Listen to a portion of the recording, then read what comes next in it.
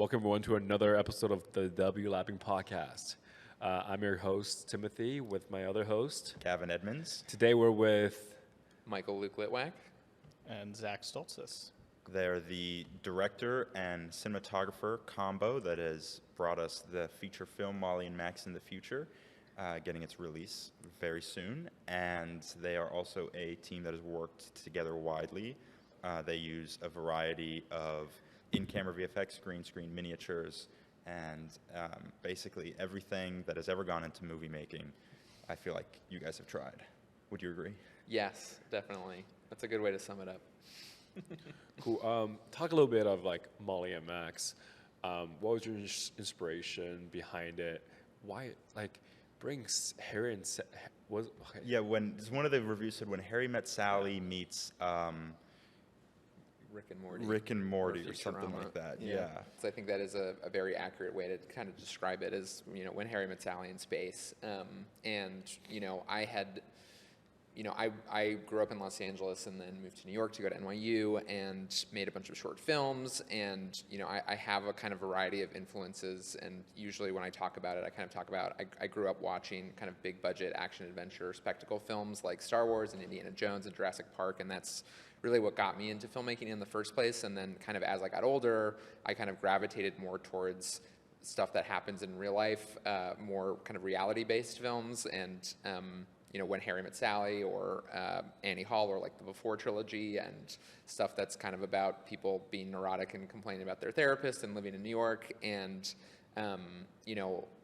when I went to NYU, I kind of just in the process of making a bunch of short films, I realized that, I wanted to make movies that were a combination of what got me into filmmaking in the first place, but also true to kind of like what kept me in filmmaking, and balancing those two loves of kind of more plot-driven films and more character-driven films is something that I kind of realized just in the course of trying things out. And so I made a short film that was my thesis film, and that did very well and, got me representation. And then I spent, 6 or 7 years writing different scripts, getting stuff set up at different production companies, also building up the commercial side of my career. And the whole time I was working on a feature adaptation of my thesis film, and that was always the plan, to make that as my first movie. And storyboarded the entire thing, started putting the team together. We got some actors attached, we got some financiers that were interested in it. We set a date for June 2020, and in March 2020 it all fell apart. And so at that point I kind of just realized that I was spending all this time trying to make a much bigger film because I was afraid to make a smaller one. And I felt like I didn't fit into the template of micro-budget filmmakers of, it's often you and a group of friends going to a cabin upstate and doing something contained, and all of my ideas were too big or too crazy or too, insane to fit into that.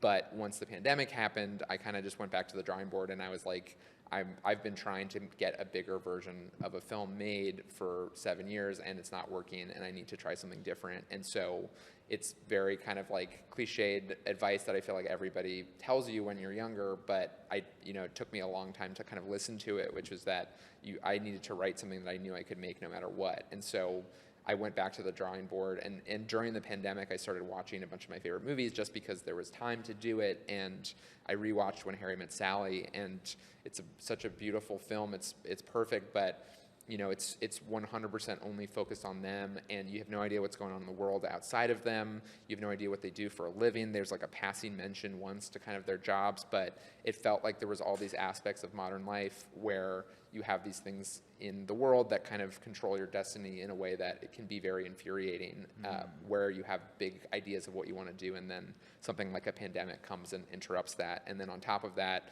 as someone who thinks about their career a lot, and it's something that's a huge part of my identity, to watch a movie that where like they just don't even ever talk about it, it felt like there were things that the original didn't kind of touch on, that it was ripe for kind of a readaptation. And so kind of took the structure of When Harry Met Sally as this jumping off point, because I've always loved romantic comedies, and I think they are one of the true like character-driven genres where it's all about the people.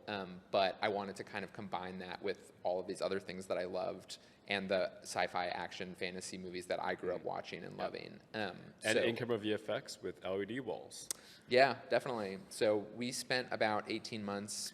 Once I'd written the script, you know, I wrote it so that it could all be shot on green screen and it would be a one-location movie. And then, you know, in the process of trying to put together the plan, Zach and I just started building the backgrounds and decided to keep everything practical and, you know, built every building, built every spaceship by hand using, you know, 3D printing and miniatures and model kits and just kind of kit bashing stuff together. And then we spent about 18 months kind of, we would shoot one day a week, then we would composite another day of the week, and then we'd also, you know, do other jobs and stuff to make money in the meantime. But we would do that over and over again. And while we were doing that, we were also like trying to raise money and figure out what we were going to do. And it was nice to be like, okay, well, worst case scenario, we'll shoot the characters on green screen and then combine the backgrounds later. But we ended up finding a really amazing production partner in the family, and they had a standing LED wall, and we were able to partner with them and shoot our entire first week on that wall. And that, you know, stuff turned out really great. So it was just like off and on making these miniatures or these little sets and like shooting when you could until you found that like space where you could just kind of hit it all at once. Yeah, definitely. Do you want to talk about? Yeah, like what was that as a guy shooting it? Like what was that like? How was the planning for that, or just kind of say was it very like play it by ear kind of thing? Well, I think most of the stuff that I shoot is something where I kind of step on and I'm there on production and I'm around during prep and I'm around during post, but my only real role is production.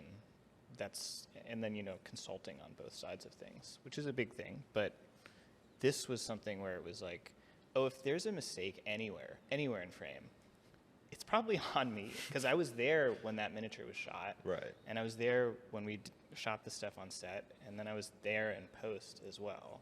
And so, like, having that pipeline was really refreshing because you can see your own mistakes, and having that time of iteration was also really nice in the beginning because we were able to shoot passes of some of these buildings or some of these ships and then come back and say, hey, we need another angle, or we need this lighting a little different. This will work a little better. And I think that if we were going to go back and do it all again, we've learned a lot and would probably do it differently, but a lot of it the same. You know, there's something to that iteration and just giving yourself time and not saying, hey, this, if we work every single day, we could do this in a month, but saying we'll spread it out. That really worked to our advantage. And then in the last couple months of our pre-pro, when we were able to take all of this stuff and put it on the wall and put it on, you know, whatever projection systems we were using, whether it was LEDs or just projectors, and see what worked and what didn't, and then give ourselves a week to go back and fix things again. I mean, I think there were some weekends in production when I went back and just re-rendered background plates. So it felt very iterative in that sense, which was really nice. Yeah, what you shoot is what you get. I mean, that's typically how most filmmakers do their shoots. And I think in a way, people are probably will get more used to doing like in-camera VFX other than green screen, because that's just the workflow that everyone is used to. And when you talk about like the concept of big VFX, people are mostly very intimidated by it. When they think green screen, blue screen, how are we going to comp everything? How are you going to have a VFX supervisor on set to make sure everything looks good in post? Yeah, like did it feel any easier than shooting green screen? Well, we did. Some of the movie is green screen. Yeah. There are a few things that are like, okay, this person is floating, so we, you know, instead of doing wire work and having to paint that out, that's a whole other thing. So, all right, that's green screen, you know. So it still is a part of the movie, but when looking at the VFX of the movie, or just how it looks in the final and how much work went into it, I feel like I love the in-camera VFX so much, and how that stuff looks, even if it is sometimes imperfect. you know, some of the green screen plates, I think you're tempted to try to make it absolutely perfect, and you have to futz it up a little bit. And I think there's a lot of like lens elements and that sort of kind of like trying to let the image settle into some sort of more natural state, that it's easy to get away. It's easy to get ahead of yourself in green screen. And spend a ton of time making something look perfect, and then there's no emotional reaction to something that's perfect. Yeah. How hands-on were the two of you when designing like the environments or the backgrounds or the green screen stuff? Like, how were you directly involved, or is it like friends that were helping you with that too? I'd say about 90% of everything was me and Zach. Wow. And so, like he was saying, it was very iterative and often, and you know, jump in if you feel like I'm not describing this accurately, but like we would look at the script and there would be a location like there's a location called the Quantum Zone, and it pops up at a point in the story where the character, one of the lead characters is very depressed, and so often, you know, the idea was that you want the environment to represent the characters, and that I think is what, you know, emotional, allegorical science fiction and fantasy does, which is that you take these feelings that you have in real life and then you kind of turn them up to 11, or you use them as metaphors. And so the idea was always that, like, how do we represent the characters and the story through the environments? And so in the Quantum Zone, it's, you know, we ended up going down this path of M.C. Escher-esque, you know, we wanted to look, you know, like this M.C. Escher-esque void where everything is, you know, there's all these staircases leading to nowhere, and you don't have a sense of perspective. And we ended up there partially by kind of doing research, and often it was like, okay, we know what we want people to feel. How can we do that where the materials cost like $100? Because we don't have money to hire someone else to build miniatures. And so a lot of it was going on Amazon and seeing, oh, there's miniature dollhouse staircases, and those are $15 each. And we can buy those and paint those gray. And there's also all of these, you know, when you shoot product photography, there's these little arches that people use as props next to like the watch that they're selling. And so a lot of it is this kind of back and forth of like, okay, this is the objective. What are the different ways that we could achieve this? Because it could just be a black void, you know, but that's not very visually interesting. How do we create something that has depth, that has multiple shapes, but isn't too busy? And so we bought all these different shapes, and then we'd put them on a motion tracking rig, or not even a motion tracking rig. It was like a little automatic Lazy Susan, and we'd basically kind of do a 3D scan of them, and then we would be able to bring that in. We'd shoot multiple lighting passes of that, combine that, and then we have the staircase, and if we decide that we want it to actually be angled slightly differently, we have the ability to just like fast forward in the footage, change the angle slightly, and then composite that in. So it was really kind of often just figuring out what's really possible and not falling in love with an idea that wasn't capable. And so it was like, okay, I think it could be this M.C. Escher thing. Let me go see how much these little miniature staircases are, and then let's go shoot it, try it out, and if we like it, then we'll keep it, and if not, at the end of the day, all we've wasted is like 2 days of our time. And so it is really nice. That is the benefit of having to do everything, is that you get your hands on at every stage of it, and the stakes are very low, so you're able to kind of try things out, versus if you have a giant team of people, you say, I think we want to go down this path, and then you have 10 different people that are spending their time doing that, and it ends up costing a lot more money. So, you know, the thing that I always bring up is that there's the triangle of fast, cheap, and good, and you can only pick two. And so for us, we want it to be cheap and good, so it's going to take time, and really extending that prep period so that we could try different things out, see what was working, what wasn't, and then go back and fix those mistakes was huge. Yeah.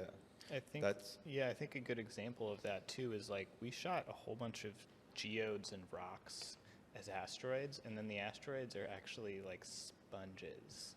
Like they're just sponges that Michael had from like another short because they looked better. And so they're really, I mean, it isn't, we're not kidding when it's like we definitely did stuff that is not in the movie. Yeah. there's definitely a lot Yeah. on the cutting room floor in that sense. Trial and error. Are those Yeah. sponges from the Alpha Squadron? Yeah, they are. Yeah.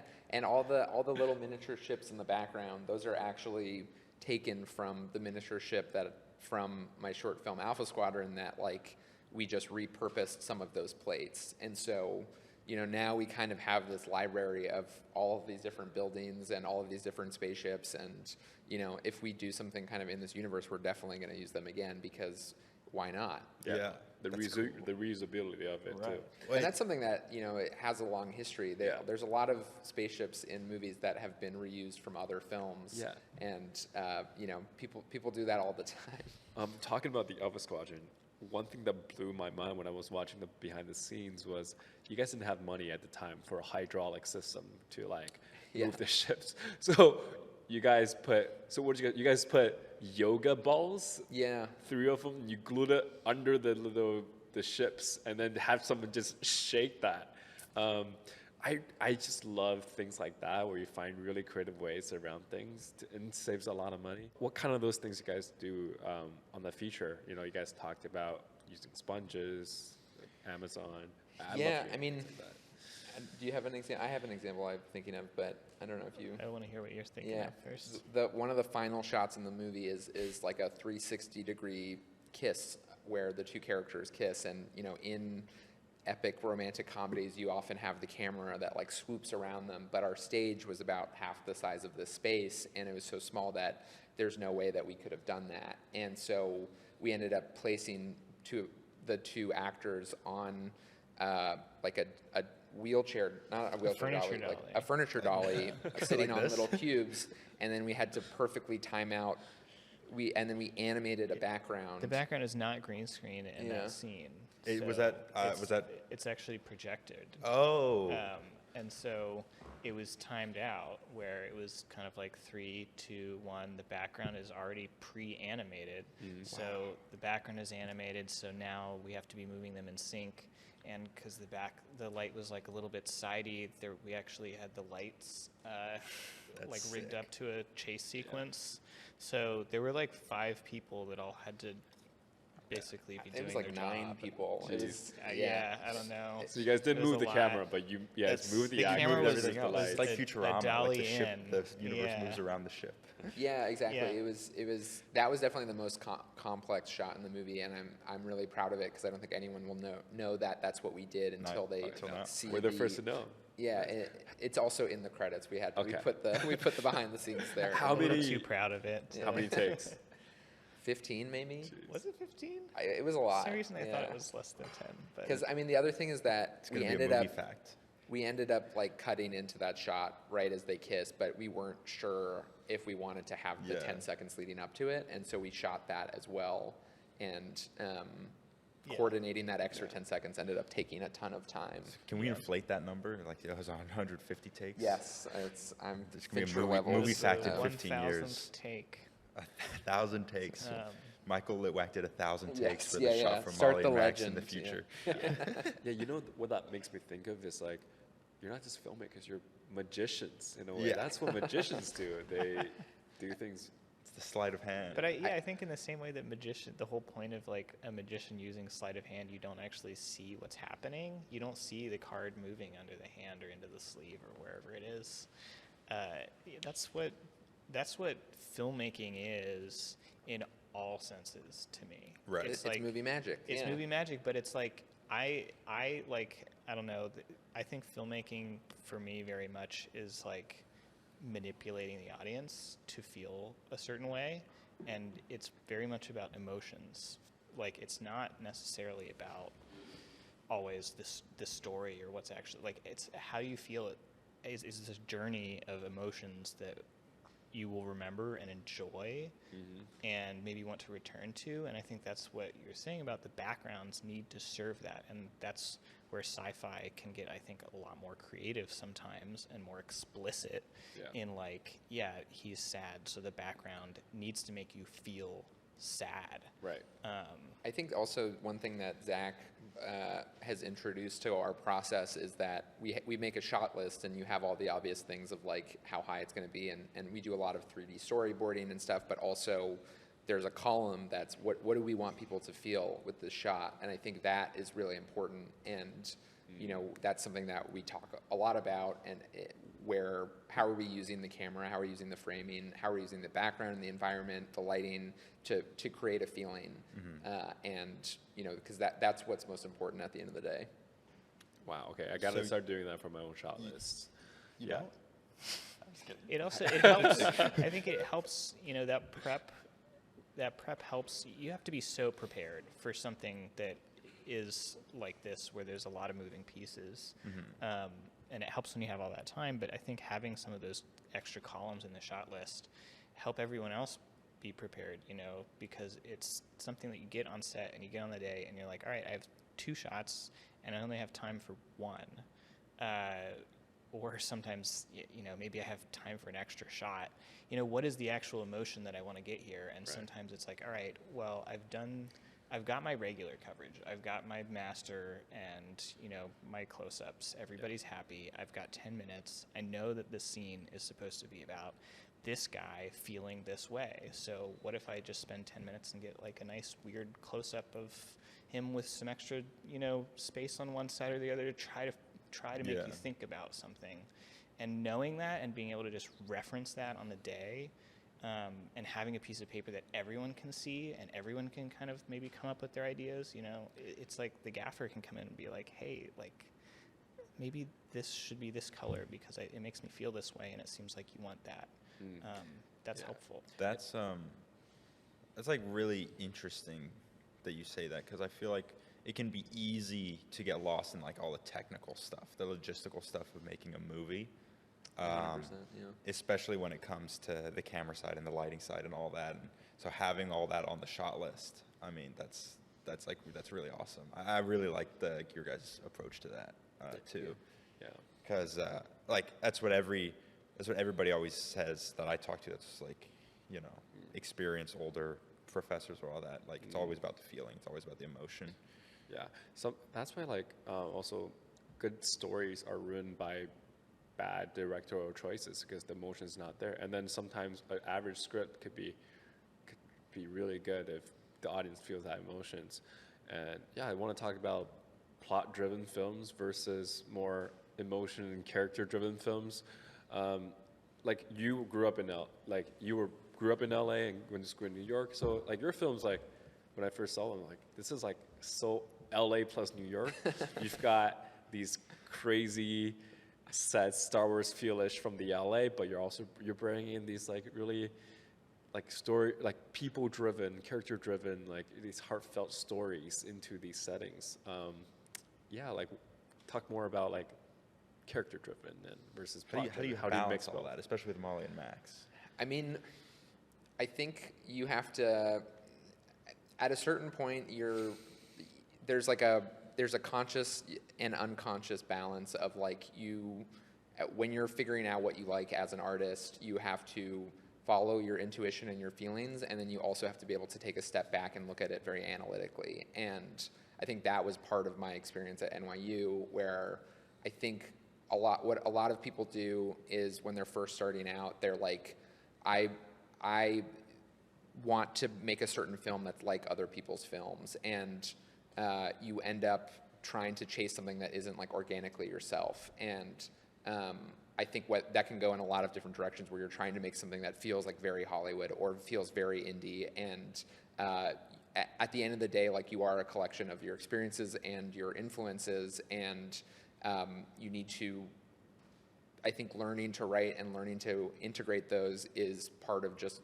finding your voice as an artist. And also, I think part of it is figuring out what the movie needs itself and being able to take a step back and respond to feedback and send your script out to people that you trust and realize that something that you thought was working isn't working, and doing that kind of testing and that iterative process where you learn kind of where the balance is and how to find that so that it is achieving the thing that you want to achieve. But I think like in general, I try to, what excites me most is stuff that I haven't necessarily seen before. And, you know, there's a long history of sci-fi, there's a long history of, there's amazing sci-fi comedies out there, but for me it was like, oh, I've never seen a movie like this, and that sounds like a movie that I would want to see. Right.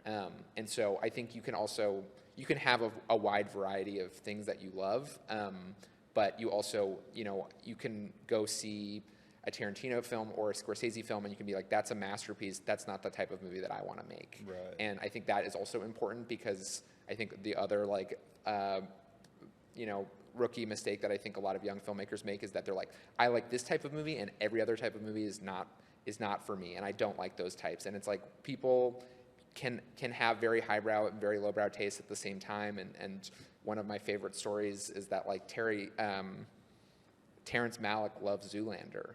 Like, that's one of his favorite films, and you wouldn't think of that as being like the case, but it's, I think, a really great example of, like, you know, these people who make art house films often have a wide variety of tastes, and often it's about servicing the story and servicing the project, and saying, like, okay, this is what this needs in order to be the most powerful and effective version of what I'm making. Yeah, I think people always ask, how do you find your style? But I think your style finds you. Yeah. In a way. Like, I saw your Sight and Sound films. I did so much stalking last night. Thanks. Yeah, like, I just saw the pattern of, like, you talk about love, loss, and then hope again. A lot of narrations. How would you describe your style, and how did that style find you? I mean, I think you just kind of explained it too, where I think you find yourself being attracted to certain things. And I think part of growing up in Los Angeles is that it's a very strange place, and there's a very weird distinction between reality and like constructed reality, where you'll be driving down the street and I was in high school, and they were filming a movie while I was there, and so in between walking to classes, there was like 200 extras, and they were all like over 40 and all dressed as high schoolers. And it's like just a very strange experience to, like, be going to actual high school and then walk through a movie set of high school. And I think that living in Los Angeles, it really influenced me, and in a way of just asking, like, okay, what is real, what is fake, what is truth? You know, how do we kind of, you know, how does fantasy and science fiction like operate within our minds? And I think part of Molli and Max is also about taking the stories that you kind of grew up with and then subverting them, and specifically within, like, romantic comedies and love stories. And I think one of the reasons that I love When Harry Met Sally is because you really believe the relationship at the end of it, and you really believe that they belong together. And so many romantic comedies are about something that's holding these two people apart that's, like, kind of external. And then once that's taken away, or there's some misunderstanding that gets in the way of their love. And I found that that's not the way that it works in real life. And so part of that, of finding my voice, was looking at movies and being like, oh, this told me how I thought that reality was going to work, and reality is actually much different than that. And how do I take my experiences of reality and then funnel that through genre, and then and subvert that genre, because everybody else is going to have those expectations of, oh, this is how this type of movie is going to go. I love that. I love that you just said that. I mean, I feel like I was actually having a conversation with one of my friends last night, kind of similar to that, but like the way that we grow up watching films from the generations prior to us, but obviously we grow up in a different generation, and so then our experiences are going to aesthetically and structurally and substantially be different, even if we face a lot of similar emotions. 100%. And I fully, like, I see it happening too in movies. I mean, with Everything Everywhere winning Best Picture last year, I think it's kind of indicative of this shift where people, like, experience so much of the world every single day, and it affects so many parts of your lives always. Like, you're always, like, responding to whatever's happening, even if it's happening on the other side of the globe, or if it's happening 5 feet away from you.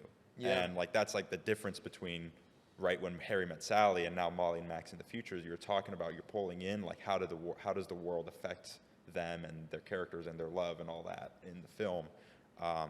But that's just, right, a reflection of how we live today and how you guys grew up. Yeah, 100%. And that was also like kind of what I was saying, where like When Harry Met Sally feels very much like of its time. And, Right. and again, I wouldn't change a frame of it. It's perfect, but you couldn't just make that exact same movie today where it doesn't talk about all these different factors of our identity, whether it's race or gender or class or the political landscape of today and how much our lives are affected by those things, and the internet and all of these things that don't exist in the original that take up a ton of our brain space. And so I think it's always about just kind of what are you interested in talking about, what is affecting you, like, and what are the emotions you're feeling, and what do you want to convey to an audience, and using that as a jumping off point.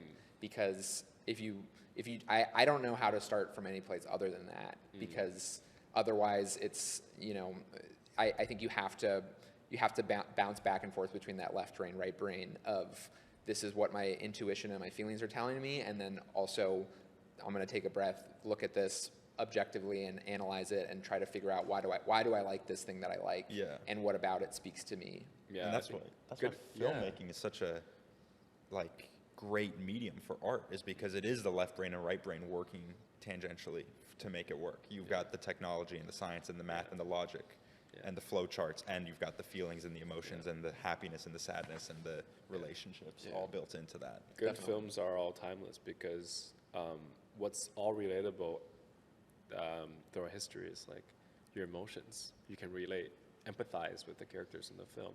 So I don't think, like, it doesn't matter the political context or the time. As long as you can feel the characters, you can relate to that. You can enjoy that. 100%. Yeah. I think I can see like a lot of that reflecting in movies today too, coming through, like this shift over the last kind of 15 years, 10 years, just in how these movies are made and how sporadic and just aesthetically they reflect the world.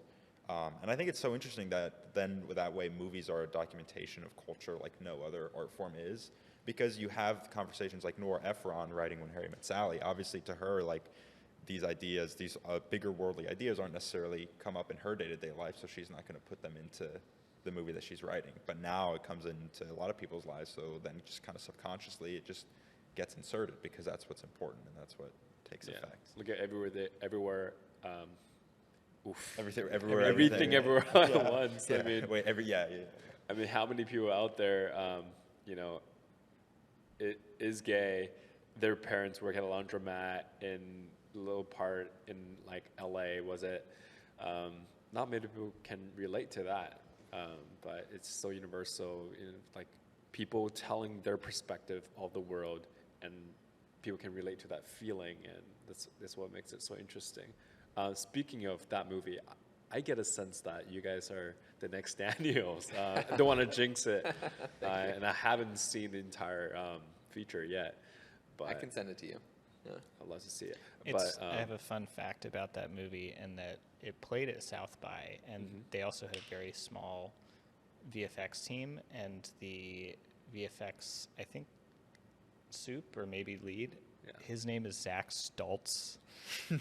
And my name is Zach Stoltzfus. Okay. I don't think we're related at all. No, it's a sign. It's an omen from the universe, right? We friended each other on Facebook like 10 years ago or something, and my real name is and Daniel. I never met him. No, I'm kidding.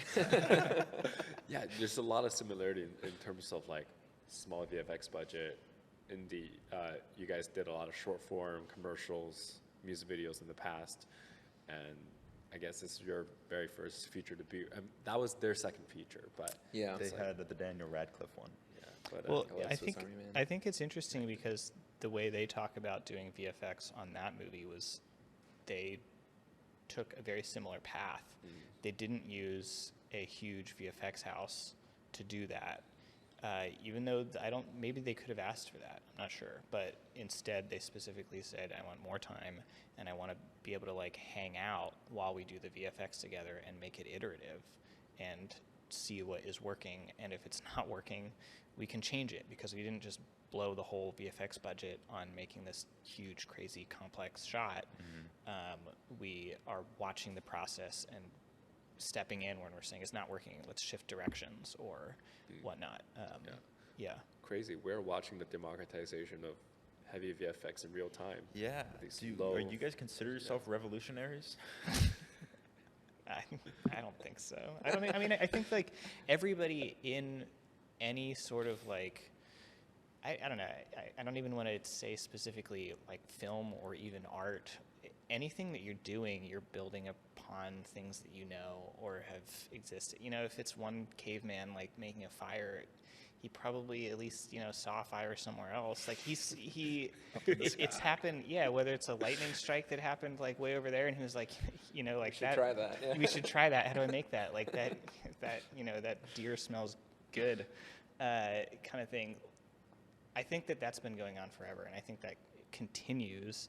And some people, I think, get used to not trying things because maybe it's easier, and you can fall back on doing the safe things, and you know, not starting a fire because a fire can be really dangerous and burn you up real quick. But you have to get burned a little bit to try things, and I think that's in everybody. Zach, was this the first feature that you shot? Yeah. Wow. What's it like making your first ever feature film? Well, this is your first gratifying, feature I hope. too. Yeah, it was good. I mean, I think that like when I got out of NYU, I was like, I'm gonna do indie films. I'm gonna make features. That's gonna be my jam, because that's what I really connected with the most. And I think that I really quickly read some scripts that me as like a very early grad from NYU would be qualified, you know, to shoot. And I was like, these I don't connect with these scripts, or I actually think they're not good scripts, that there's no way to make a good movie out of this that I would be interested in watching. Maybe somebody else would, but like I am not going to commit to this. And so I pretty quickly stepped back and said, the only way that I can survive in New York in the film industry is working on commercial stuff. And so I did commercial work for a long time and filled that kind of void of like narrative by doing shorts. And then I did a lot of doc work as well. I've been very lucky to be involved with some docs that flew me around. And I think that those situations all started to inform each other. And I've always wanted to come back to narrative stuff because that is the kind of thing that, you know, like I don't want to show my grandma that advertisement for Subway. Like she already eats Subway. She doesn't need that. But I would love to like show and share those things with my family and whatnot. And I think that's gratifying to be able to have something that you explicitly want to share with your friends, with your family, with people out there, and be like, you know, here's an emotion, here's a journey I want to take you on that isn't commercial. And it took a long time to get there, but it felt really good to have something that I truly feel really proud to share with people. I mean, there are many shorts that I'm proud, but a feature is a different thing to point to. Definitely. Yeah, I mean, Same there. Yeah, same here. No, yeah, I think like I got out of school and my thesis film kind of like went viral, and it got me representation, and I went down this path of trying to develop projects like the traditional way. And I think that does work for some people, and I'm not saying that you shouldn't pursue those opportunities, but I was like 22 and I was like, I have to make my first feature by the time I'm 25. Like I like, you know, that's my goal. I want to do it like 2 years out of school, and you know, maybe there's another world where that had happened, but it wouldn't have been this film. And I think I spent 7 years trying to get different projects off the ground, and it is such a slog, and there are mistakes that I made of, you know, going in different directions that I shouldn't have gone in, and you don't learn that until you go through it. But it's so really, it felt like a dream come true to finally have it happen, and it took way longer than I thought it was going to. But ultimately, like, it took the time that it needed to take. Yeah. And so I'm really happy that this was my first movie, and it was just, yeah, it's a cliche, but it was very much a dream come true. And I'm really also proud of the way that we did it too. And, you know, going back to like the Daniels, like, and what Zach was saying about building off of the stuff of other people, where, you know, I was an intern when I was like 18, and I was working for a bunch of music video guys, and they were all friends with one another, and the Daniels were 7 or 8 years ahead of me, and they were making videos where they were doing their own VFX. And I have never had a desire to be a VFX person, but just having seen someone else and then be like, wow, how did they pull that off for $10,000? And then you go and read the article about it, and then you're like, oh, they did all the VFX themselves. And you know, finding those models of other people that aren't, because Martin Scorsese isn't going to go and do his own VFX, but it's like you find the people that are 5 or 6 years ahead of you, and you see what they're doing, and then it inspires you, and you say like, oh, that's possible, I can do that, I can learn these VFX programs, because if they can do it, then I can do it. And that like is very liberating. So what VFX programs would you recommend to learn if you're like a filmmaker that wants to get into that? I mean, we did almost everything in After Effects. So about 100% basically of the movie is in After Effects. We didn't use Nuke. Like, neither of us really want to be full-time VFX artists. I think if you want to go down that path, then getting into Flame and to Nuke and those more complex programs is basically necessary. But for us, this was always like a tool that we're using to make our films, and not, it was a means to an end, and I think it has that kind of prosumer flexibility, and you can pick it up and learn it on your own through video tutorials. Yeah. And this podcast is sponsored by Adobe. I wish. I mean, yeah, like, just crazy that features now. Did you guys edit using Premiere as well? Wow. Yeah. Okay. Wow. So we edited using Premiere.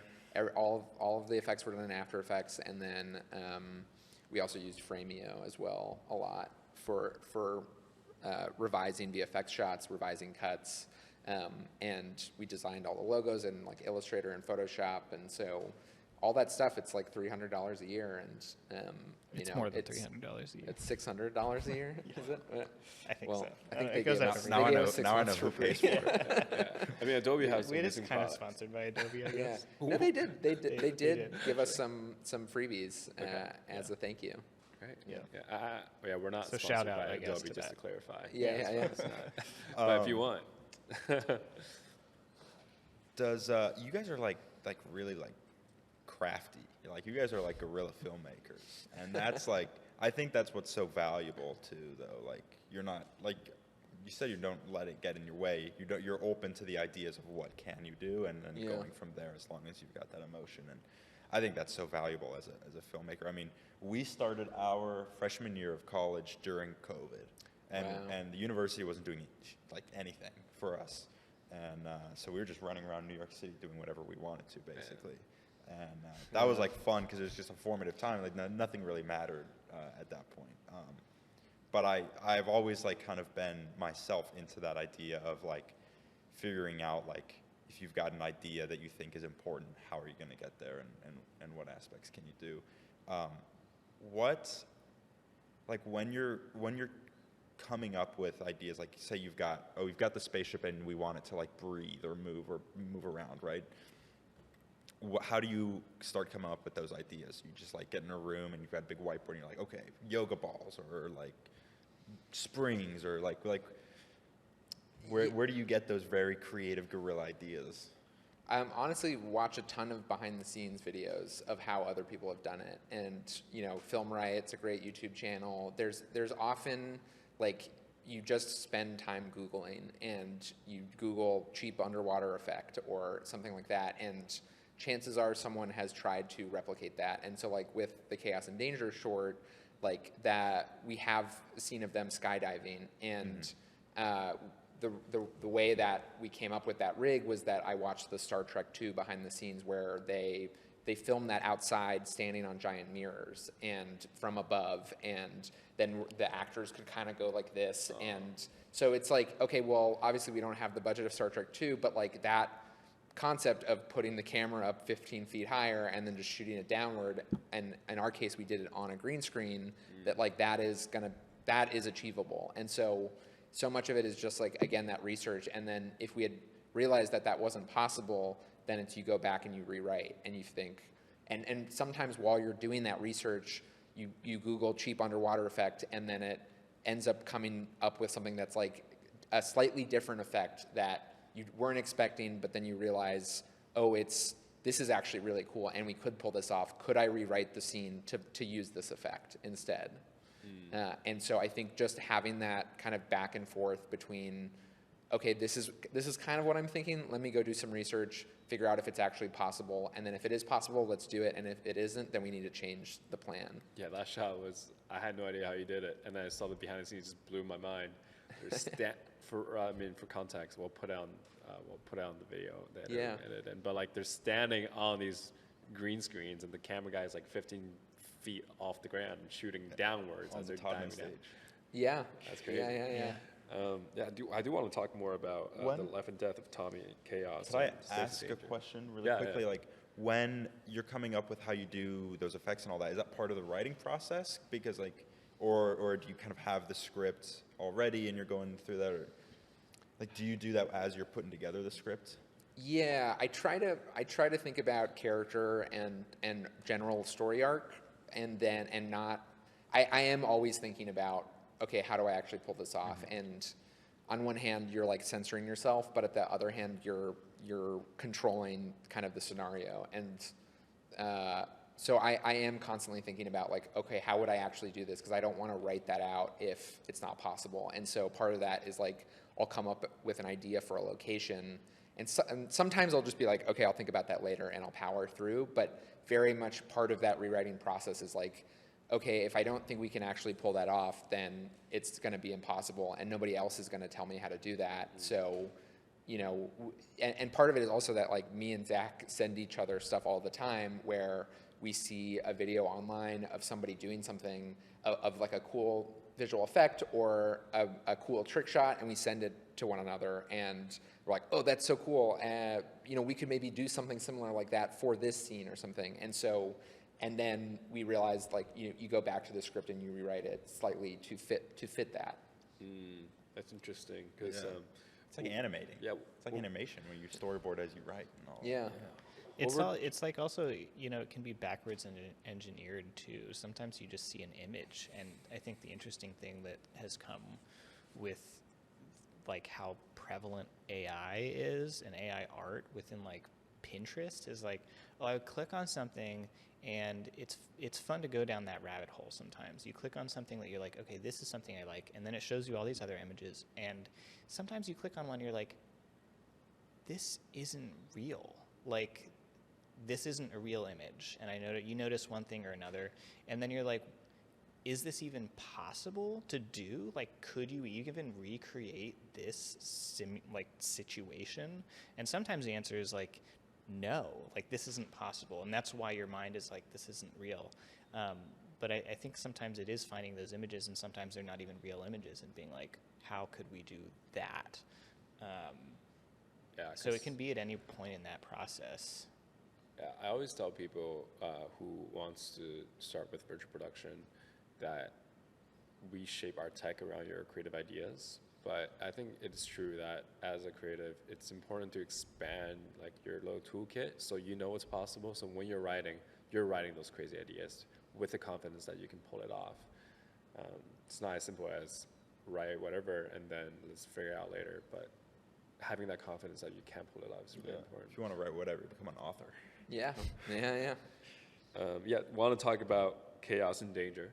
I guess, would you call it like the first short film that kicked off your career as a filmmaker? Definitely. Yeah. I mean, it was a roller coaster because I put 110% of my energy into it, and I mean, I think we had like 100 students that worked on it, but that was also because we had like a different first AC for every day of the week. Zach worked on it as a dolly grip, I think, right? Or I think it did a few things. EG and E. Yeah, it was just like running cable in the background. Yeah. So it was just like a huge collective effort, and we shot it all on Todman, and it was a similar situation where it was like, let's make a one location movie, but use a soundstage and turn that location into a lot of different locations. And it was really ambitious, and I really loved it. And then we finished it, and it got rejected from Sundance and South by and Berlin and Cannes and like basically like every big festival. And at a certain point, I was like, oh, this isn't going to do anything for me in my career, and I guess I just have to move on to the next project. And then like in the course of 2 weeks, it kind of completely 180'd, and a friend from my Sight and Sound doc class passed it to somebody else, who passed it to somebody else who was like an agent and a manager, and then they passed it to a couple people, and the Vimeo link was private, and it kind of like went viral overnight, and we suddenly had 200 views on this private link of people sharing the passworded version of it. And so that was when I went through this kind of water bottle tour of like getting representation, and then realizing the way that the kind of Hollywood system works and how different it is than the independent film route. And, you know, I kind of dove headfirst into that side of things. But I still wanted to make my shorts throughout that. And so after that, I made Alpha Squadron. I experimented with a couple of other ideas, and at the same time started working on commercials. And that was actually when Zach and I first worked together as like director and DP, and realized that we just had this like, I don't know, creative energy that really vibed. And Zach's, you know, just very calm and cool and collected, but also not afraid to speak up about his ideas, and has an opinion on things, but also has that flexibility and that iterative spirit of like, you know, not having an ego and being like, well, the idea is good because it's my idea. It's like, no, we're all working to make the best thing here, and how do we just make the best project possible, and regardless of whether it's my idea or your idea or the production designer's idea or the PA's idea. Yeah, it's a dream to every indie filmmaker's dream to have your private Vimeo link blow up overnight. Yeah, so getting into festivals, is that really that important? And how to get into festivals? I can't believe it's such a good film like that got rejected by all the big festivals. You know, it's like everything in life is slightly political. You know, there is a political side to it, and part of it is like building up that network of contacts, and part of, you know, I think the reason that we've been successful with Molli and Max is that a lot of those, sometimes you just get unlucky too, where the festivals have certain mandates of what they're trying to do in terms of like, you know, the theme this year might be sexuality. And so, you know, they have so many great films to choose from, but they have to then choose, well, this one fits more with the theme that we're going for, or something like that. So it's impossible to kind of know like what exactly goes into those decisions, but it does help to have somebody that has a relationship with those festivals that can kind of cut through the noise. Because if you're just submitting blindly, you're one of 1,000 things, and there's a chance that the programmer will never actually see it, and that it'll just end up in an intern's inbox. They'll watch the first 5 minutes while they're doing their laundry and not actually, you know, care about it. So I also think one of the things with my shorts where, like, again, part of festivals is that they need to create a program, and my shorts ended up playing at a lot of smaller festivals, and I've realized that a lot of them were in the section that was called the like what the fuck section, and it was always in the section of like, well, these are the ones that we didn't know how to put into any other program because they're so weird. And it's like, I'm proud of that, but like it makes it harder to program a film like that, and because it doesn't fit into those boxes easily. Right. So if you're an indie filmmaker now wanting to get into festivals with no connections, how would you go about it? Where do you start, at least? I mean, I think you want to find a producer. You got to make a really, really good movie. Yeah, your movie needs to be really imaginative and unique and unlike anything else that's out there. And you should try to find a producer that has gone through that circuit before. And so reaching out to people that are 3 or 4 years ahead of you and explaining your situation, getting them involved early, and because just having those email contacts is very invaluable. And so finding those partners that can be part of your team that then help you get your movie out into the world is a really important part. What is like a piece of advice or just like a lesson that you were told for a long time, but it wasn't until like recently that you actually started listening or believing it? Or the most important thing like that, I guess? I don't know. I mean, I think something that I've just in this conversation that I remembered as a kid was I was obsessed with Lord of the Rings, and there's a behind the scenes where Peter Jackson is talking about how they designed the spider, and he's like, I just remember being a kid and really being terrified of this specific spider in New Zealand, and they just said, okay, great, that's what you're scared of? You want to make this spider scary? Take this thing from your childhood that you know, and we'll see if other people react to that. And I think that it is filmmaking is more personal than you think it is, because even if you're not making something that's super, like, oh, it's a really emotional scene, whatever. Like Peter Jackson, clearly never took a ring to Mordor, but he took parts of his life, and everyone else on that set is doing the same thing, and he made it for himself to some extent. He said, I want this to be scary. What makes me scared? This makes me scared. This is the design. We'll tweak it, obviously, but we go from there. And I think that, filmmaking let it be personal, like allow yourself that space and that time to be iterative, because that's what's going to help you find yourself in that. And I think another thing that came soon after I graduated NYU, I was operating on something, and this older DP asked me, he was like, what do you do with your life when you're not on set? And I remember being like, I'm just always on set. You don't understand. Like, I'm working like 14-hour days on like really tiny jobs just to like make rent right now. So like, this is my life. I don't have a life outside of that. And I remember he was just kind of like, all right, like, that's not sustainable. Like, you need to find more to your life. And I think that is, I don't know, the point that I'm trying to drive is that filmmaking is personal, but if you don't have other things in your life surrounding your filmmaking self, you won't have anything to pull from. And it's going to reflect, and you're going to make a bunch of impersonal films because your life is about that movie.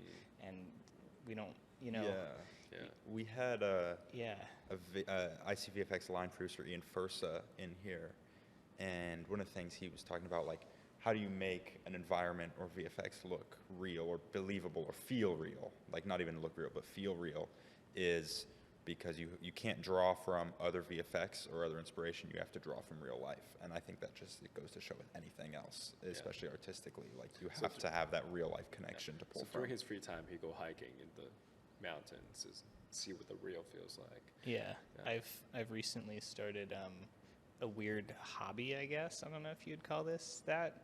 I've been playing with 3D scanning different things, kind of since this film, and messing with reality capture and all of that sort of thing. But I was 3D scanning a lot of trees to get textures for some 3D printing things that I'm doing. And it's funny because now I'll walk by a tree and I'll be like, that tree has a really nice bark texture.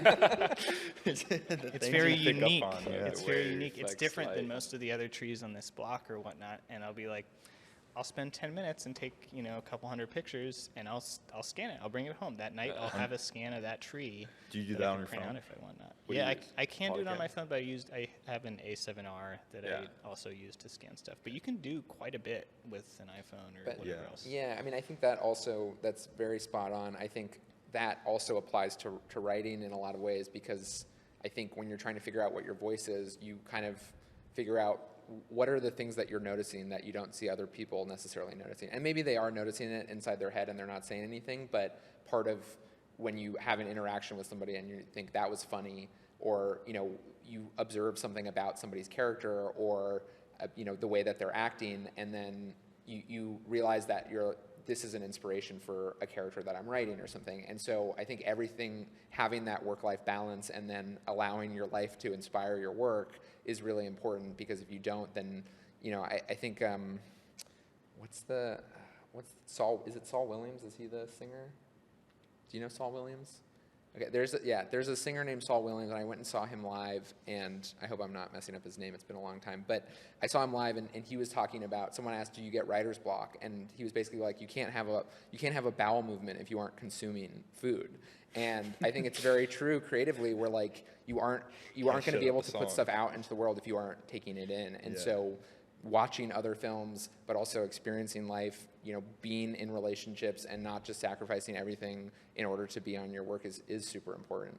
So yeah, don't work 14-hour days, 7 days a week. It's not worth it. Take one day to go upstate. Exactly. Yeah, at least. I think that's important to bring up too, though. And it can be hard. I feel like I also just personally get so caught up in like the movements of all the projects or things that's going on happening, so that every now and then I just find myself like, okay, I just got to take a step back for a moment, go outside, take a breath, look at a house across the street, just for like 5 minutes, you know. Like you gotta keep yourself grounded, and it can be hard to do that. 100%. Yeah. Is there any like tips or troubles, like how did you guys kind of figure out how to keep yourselves grounded? I think you find activities that aren't filmmaking that you enjoy. And so I really like surfing. I like drawing, stuff that isn't. That just isn't. Michael makes really great comics. Yeah, I see your cartoons on Instagram. Yeah, so Those are I think finding something that you enjoy that can be creative but doesn't necessarily have to be, that you can get some fulfillment from, can really just keep you grounded. I think also just making sure you spend time with the people that you like, because again, being able to write about stuff is, you need to have life experiences to draw off of. And so just making sure you take that time to like take a vacation or go someplace that you haven't been before, or try stuff that you haven't done before, or go see concerts and shows, and just expose yourself to life. Does this mean we got to take a vacation? We gotta. This weekend. Let's go. Let's do it. We're going pumpkin carving. On Saturday, yeah. Nice. My mom's coming into town, so I'm getting a few friends together. Nice. That's my hobby this weekend. That's my real life experience for the week. Perfect. But yeah, filmmaking as an art medium is a lot different from a lot of other like creative outlets, because it's stressful. People depend on you. There's logistics. So you got to be a leader as well as an artist. It's not the best way to like let your creativity flow and relax. So it's important for you to have that, 3D scanning. That's you can do on your own. There's no restrictions or no pressure. Being a DP is the creative side is the prep. When you're on set, it's half politics. But you also Is it have the that same time with you? pressure to like, you gotta prep. We're shooting. I think prep is the most creative part of the Yeah. process. I think there's you find things on set, and I don't know if you'd agree with these numbers, but I feel like 90% is in prep, and then there's that 10% wiggle room of realizing. I mean, I think working with actors is something that is obviously like very much on set, but like I think prep is a way of making those creative decisions when it's not a stressful situation and you don't have the clock ticking, and you have time to talk about the different options and iterate, and really then go home and sleep on it and think about it. Whereas when you're on set, like every second counts, and you can't spend that time like being indecisive. And so I think making those decisions ahead of time, and there will inevitably be a number of things that don't go right. It's just, there's never ever been a film made where everything went right every single day. But being able to then at least take care of 90% of those things, so that when the 10% goes wrong, you can devote all of your mental energy to fixing those things that have gone wrong, or finding creative solutions, and you aren't just exhausted by the time you get there. Because decision fatigue is real. Like, you get tired of having to decide things, and if you can make decisions in advance, and you can also give yourself give yourself rules, but also like something that we did was we made a lot of decks where we had a style guide where we talked about, this is what the movie is, this is what it's not. Zach made a really incredible deck that was like, this is the type of lighting that we're going for. This is, these are our rules that we're following. And so when you're tired and it's been a really long day, and someone asks, what 6 versions of this do you want? You can go back to your deck and you can say, no, this is what we decided is what we're doing. And, if we need to break that rule, then fine, but like, we should have a good reason for it, because that's how you kind of keep consistency. Because at the end of the day, there's a million different ways to make anything, and often it's about making those decisions ahead of time so that you've set up the parameters of, your sandbox. Yeah, building that blueprint for your film is super important to keep that consistency. I'm so talking about prep. How did you prep for that one crazy one take at the beginning of Chaos and Danger? The guy's in bed, and all of a sudden he's In a war. he's in a war. Yeah, I mean, I saw an Old Spice, they had a series of Old Spice commercials where they had a lot of moving sets. And this is, again, kind of the thing where, like, you just see something online and you're like, oh, that's really cool. I want to do that. And that was, we realized we couldn't build like a full set, and it was just, that's the simplest option, is to build a flat and then have someone stand vertically and trick that perspective and hopefully fool people, and use a mattress, an inflatable mattress, so that it's easier to pull away, and then put that all on wheels. And so often, again, it's like you come up with an idea and then you say, how could we actually pull that off? And then you tweak it. And, part of it was like, okay, well, we'll actually sell the illusion if we go up his body and people think that this is a tracking shot overhead and they can see the carpet behind him. And you just figure out, okay, I'm trying to pull off this magic trick, this sleight of hand. What are the different ways that we could do this? And you just try to find the best solution. Such an awesome opening shot.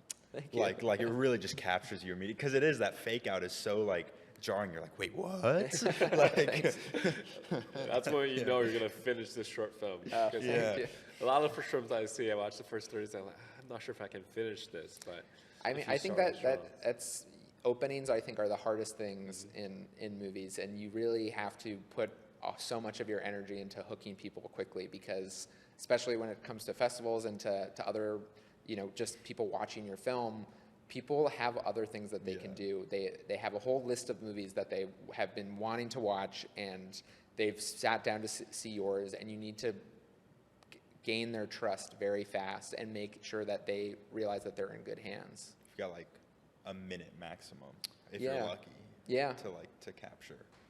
Nowadays in TikTok, you have 5 seconds. Yeah. I want to kind of hear your thoughts on how you think filmmaking, or the artistry of filmmaking, is changing or will continue to change now that audio-visual mediums are everywhere and so easy to create, and for like quick gratification when making a TikTok, right? It's an audio-visual thing. Obviously that's going to change, or it is changing how people also engage with other audiovisual mediums like movies that are longer, bigger. How do you suspect like the continuation of TikTok, especially, or just short form content and media? Do you have any predictions or ideas on how that affects movies? It's a big question. I mean, I think like Talk to Me is an interesting example. Like, those guys came up making YouTube short films, and same thing with David Sandberg. And I think like a lot of people, my first movies were made in my backyard with friends and on mini DV cameras, and the easier it is to learn that stuff, the sooner people get started. And so it was like Final Cut Pro Express was like, that was the first editing software I ever used. And Windows Movie Maker over here. Yeah. Let's go.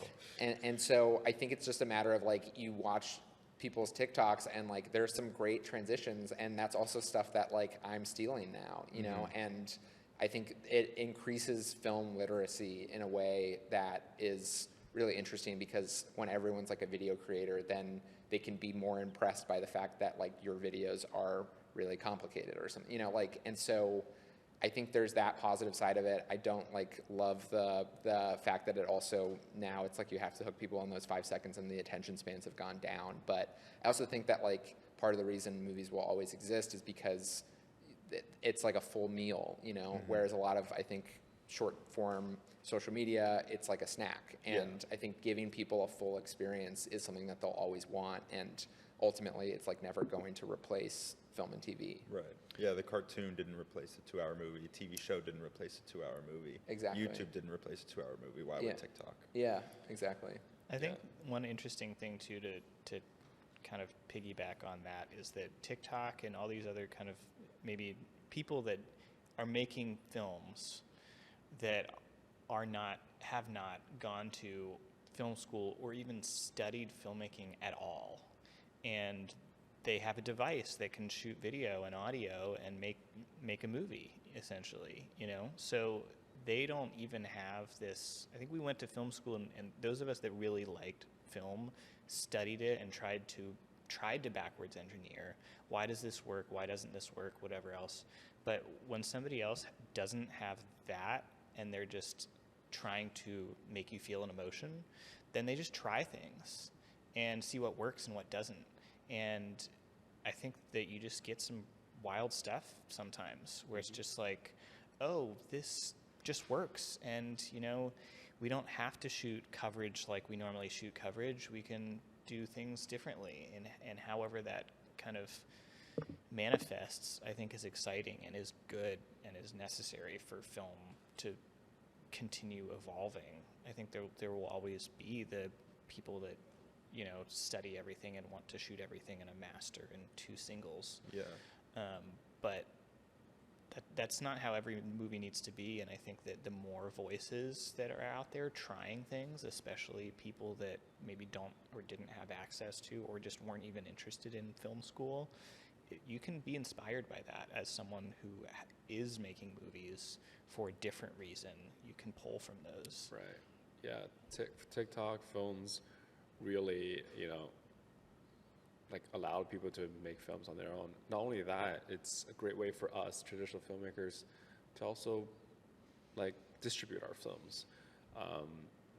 Gavin and I worked on a film called Annie. I directed. It's a Sight and Sound final. Sight and Sound final.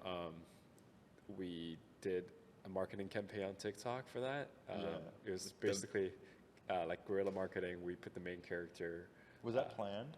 That was planned. Oh, I didn't realize. I thought it was random. So the makeup artist filmed a video of the guy, the main character, on the subway, and he's got like a bunch of beat up makeup on him. And she just posted on her TikTok, like, who is this guy?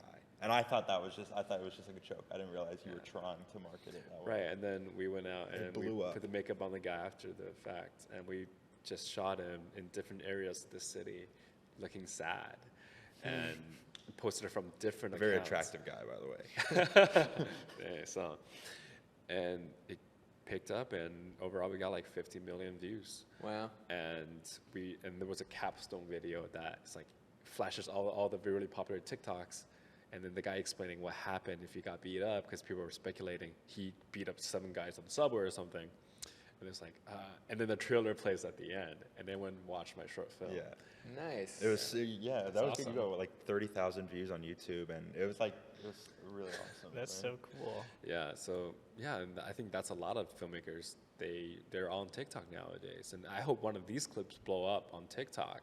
Yes, that's something we've done where I've cut 17 little vertical video behind the scenes things that we're going to be releasing leading up to the theatrical release in February. So, you know, I think showing that behind the scenes photos, and also you know, making those behind the scenes videos the kinds of things that we would watch in other people's films, will I watched hopefully, it for years. Yeah, hopefully people will find it interesting and it will inspire them. Yeah.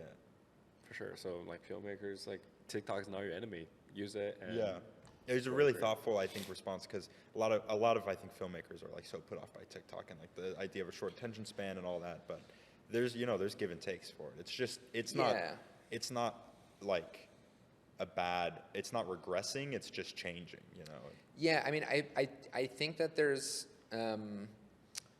something to be said for making movies. There's a balance between making movies for other people and making movies for yourself. And I think you sometimes, when you're chasing an internet algorithm, it can be dangerous to be like, I only want stuff that it gets as many views as possible, because then you end up getting funneling stuff towards like a very generic kind of formula of the way that something should look. And I think you lose your artistic voice through that. And so, I mean, I think that some of the best stuff on short form videos is actors and comedians doing characters, and where it's like, it's not really about the filmmaking, it's about the storytelling that they're doing. And that is really powerful, and a lot of like awesome new creators are coming up through doing that. But it's, I think, being able to find that balance of like, I'm making stuff for other people versus I'm making stuff for me, because if you make a movie that's only for yourself, then it's probably not going to be that interesting and other people aren't going to enjoy it. But if you can find that balance of like, this is my voice, this is my perspective, and I'm going to do it in a unique way, but then also think about the way that other people are consuming it, then you can hopefully kind of find that balance.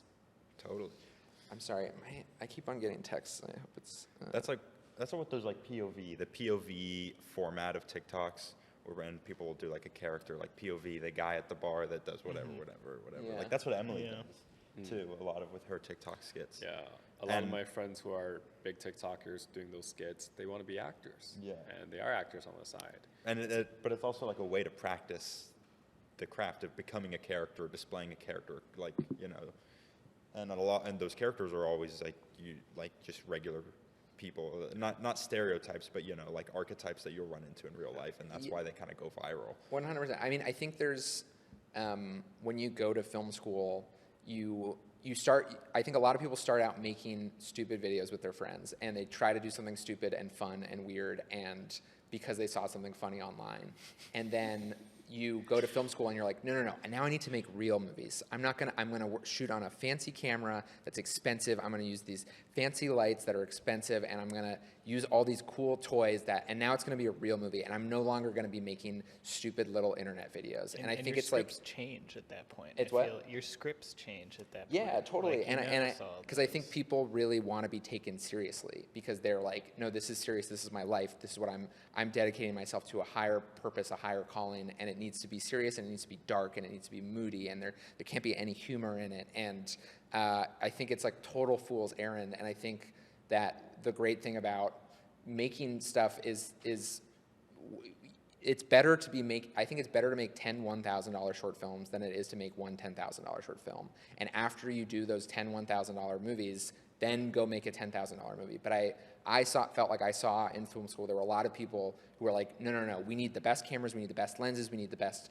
this and that, and we need all these bells and whistles, but they didn't spend time learning how to write a script. And if you can get better at making those POV videos or those silly transition videos, like that gives you skills so that when you finally have those fancy cameras and those fancy lights, like you really know what you're doing. And so I think different artists work different ways, but personally I found that it's better, you don't want to have so much quantity that you lose complete quality, but like at the end of the day, you have the puffy chairs from the Duplass brothers, you have Clerks, you have The Color Wheel. There's a rich history of people making movies that don't look very good, but are incredible stories, and that's really the only thing that matters. And I think you can waste a lot of time trying to make a movie the right way, when really what you should be making is like a movie that you can make at that time. That's a good point too. And on the Duplass brothers, actually, they have like a memoir book that I read right when I started university. And one of the like main points that they made in that about like going into like creativity in film and all that is that like you can't expect anybody to like do something for you. You have to be ready to like make your own path. And I think that just goes into kind of everything we've been talking about here, is that like you can't wait around for someone to pull you in. I think the words they used was you have to be your own cavalry. Yeah, just the cavalry figuring is not everything out. coming. Yeah, that South by Southwest keynote was really good. And I think that's true. And I literally just sent that clip to somebody yesterday because they asked, like, what's your advice for what I should do next after making this short film? And I said, don't wait for anybody to rescue you. Like, you can't expect that. You can't look at projects like stepping stones. And I think that's also something that was a big shift in my mentality, where I was like, oh, I'll make a short, and then someone else will help me do all the boring, like, not fun parts of producing a feature. And sometimes that does happen. Like, I know people who have made done that short to feature pathway, but like, you're putting a lot up to chance and putting a lot up to luck. And so I think you need to produce your first feature the way you produce your shorts, which is that you wear a lot of hats, you make it with your friends, and you do a lot of things yourself. And if you don't know how to do them, then you learn how to do them, because like, the world will be completely fine if your film never gets made. You know, the economy will not be hurt. International politics will not be disturbed. But you know, like, literally nobody will ever care if your movie doesn't get made other than you. So you need to be the person pushing it forward at every step of the way. 100%. I feel like we can continue this conversation for a few more days if we wanted to. This is absolutely a blast of a conversation. Gavin, do you want to shoot off like one last question? How do you see yourselves as artists and filmmakers?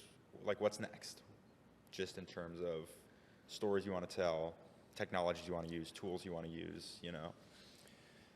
I mean, you have your own plan for life, but then life kind of takes you in different directions. So I think part of the learning experience was like staying open to what's possible and what opportunities kind of present themselves in front of you. But you know, I have another script, and Zach and I have been talking about it, and we've also been talking about how, you know, how do we want to scale it up, and what do we want to keep the same from the experience of Molli and Max, because it was really nice to have complete control over every single VFX shot. And every time you communicate something to somebody else that isn't you, then you risk this gap of like misunderstanding. And since Zach and I are so creatively aligned and we know each other's taste very well, like we don't have that. And as soon as you build out your team and you scale up, you risk the potential of losing that. And so we were looking at Everything Everywhere All at Once. Like they have that 6 or 7 person team and they farm things out. And so we're talking about how do we scale this up while retaining the things that we really enjoyed about that experience. So I have a new feature script that's almost done, and Molli and Max has opened a lot of doors to potentially bigger funding sources. But I'm also very hesitant to kind of get locked into this chicken and egg of like, well, you got to attach a famous person to your movie in order to get it financed. Yep. And so for me, it's like I would rather make a smaller movie a year from now than wait 5 years to make a movie that's twice as big. Could you tease us with a log line? I don't think I want to announce it yet. I'll tell you later. Okay. We'll talk about it. Keep your secrets. It's a good one. Is it like you want to do more with like this high concept VFX stuff, comping and green screen and LED wall or projection? Like, is that all things that you want to keep using with your films? Yeah, 100%. I think like shooting things in camera is always going to be so much better than shooting something on a green screen. And green screen has its purposes, and I've shot a lot of stuff on green screen, and so it has its uses. But I think shooting in camera VFX is always the best, because what you see is what you get. And I think part of the lessons of Molli and Max was like that first week where we shot everything on an LED wall. Like, the post-production on that was extremely fast and simple. And if we had just been able to do one more week on another wall, then we probably would have saved ourselves like 2 months worth of VFX down the line. I wish we had known each other earlier. Yeah. Different story. Yeah. So, we want to, ideally we could shoot 90% of the movie on an LED wall next, and use a combination of 2D plates and Unreal Engine and use all those tools. And I think, it was a little bit scary doing it for the first time, because we had never done that before, and we had done mostly green screen shoots. And so it was a really nice way to be like, oh, we can do this, and also we can do this with a very small team of people, and we can, take that experience and use that for the next one. Wow, yeah, that's incredible. When can we see Molli and Max in the future? So we're going to be in theaters in February. We just announced that last week. We're going to probably drop the trailer in January, and we'll be in New York and LA and any other city that wants to take us. I can't wait. Awesome. Zach. Yeah. How about you? What's next for you?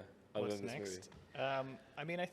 I think I just want to keep making movies that make people feel things, and I think that tech is in a really exciting place right now, where it's allowing films like sci-fi and other genre films to be able to be made a little bit easier, and it still takes a huge amount of technology and startup cost just to like run something like this and run Unreal, but you can teach yourself quite a bit of that, and surrounding yourself with other people that know that and can help you with that brings a lot of those things into something that's just a much better on-set experience in terms of not shooting on green screen.